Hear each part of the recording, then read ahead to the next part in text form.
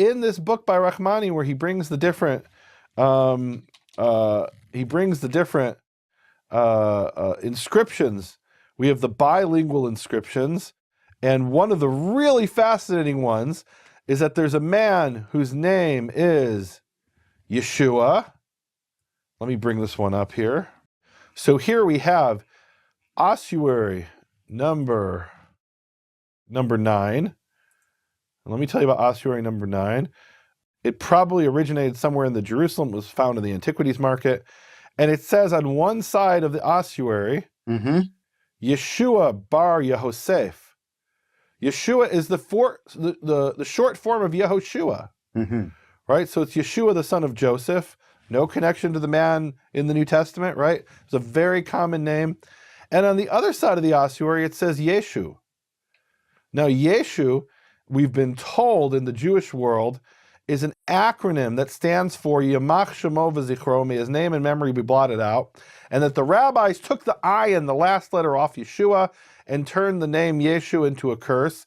And we find out from this ossuary that that is not true, that is a rabbinical fantasy, that in fact, on the streets of Nazareth, the dirt-covered probably streets of Nazareth, right? I don't know if they had actual cobbled streets, but in the back alleys of Nazareth, his friends probably called him Yeshu.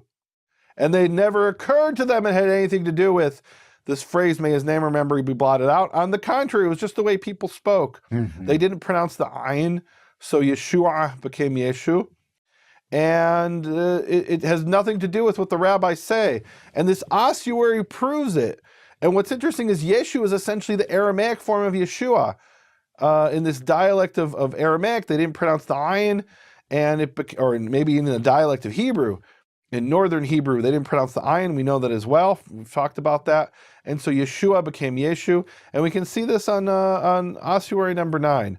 By the way, there's a lot of people who are named Yeshua.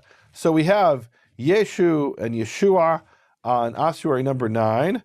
But then we have, let's see, we have ossuary number 50. And in ossuary number 50, there's a man named Jesus. Jesus is where we get the Greek form that then becomes Jesus in English. Now, I've heard people say, oh, Jesus, that means, oh, hail Zeus. No, it doesn't. Zeus is written with the Greek letter zeta. This is written with the Greek letter sigma. It has nothing to do with Zeus. Jesus is simply a Second Temple Jewish form of Yehoshua, but in the Greek language.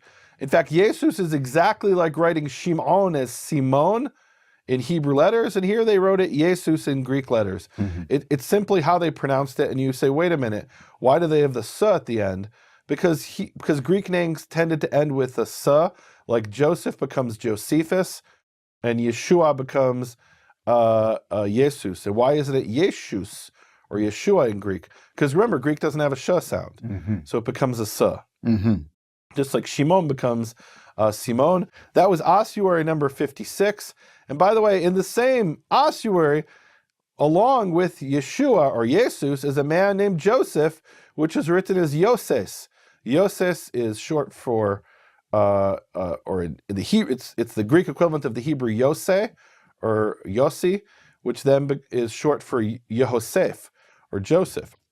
Ossuary number 89 mentions a man named John, the son of Jesus, right? John, Yehochanan, the son of Yehoshua, right? These were very common names back then.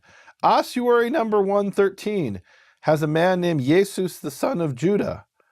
So we have numerous people who are named Yeshua. It's a very common name.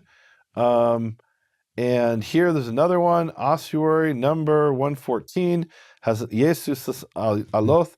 I'm not sure what aloth means. Maybe it's aloe. So you have numerous people. I'm not even bringing all of them because we don't have time. But there's numerous people here who have this name. And my point is that somebody named Yeshua in the first century would have been called by some people Yehoshua. Other people would have called him Yeshu, which was the Hebrew nickname. Other people would have called him Jesus, which is the Greek form of that name.